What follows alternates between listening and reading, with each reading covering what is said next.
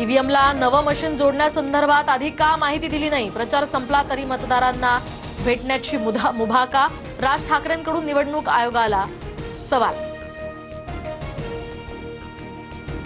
मशीनला दोष देणं ही ठाकरे बंधूंची पराभवापूर्वीची तयारी. बावनकुळेंची टीका. तर लोकांची भेट घेणं हे नियमातच बावनकुळेंकडून स्पष्ट.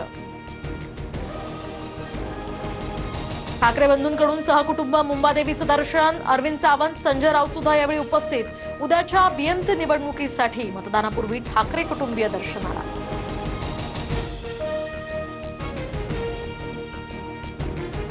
तर राजकीय नटसम्राट मंदिरांमध्ये वणवण फिरतायत. आशिष शेलार यांची ठाकरे बंधूंच्या मुंबादेवी दर्शनावर टीका.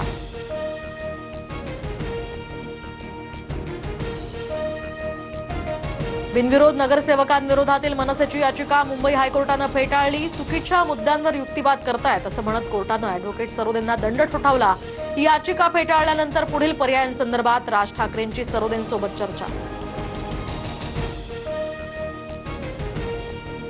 दहिसरमध्ये गोराई भागामध्ये विमानतळासाठीचे हाय फ्रिक्वेन्सी रडार स्थलांतरित करण्याचा निर्णय. भारतीय विमानतळ प्राधिकरणाच्या निर्णयाला केंद्राची परवानगी. गोराई परिसरातील पुनर्विकासाचा मार्ग यामुळे मोकळा.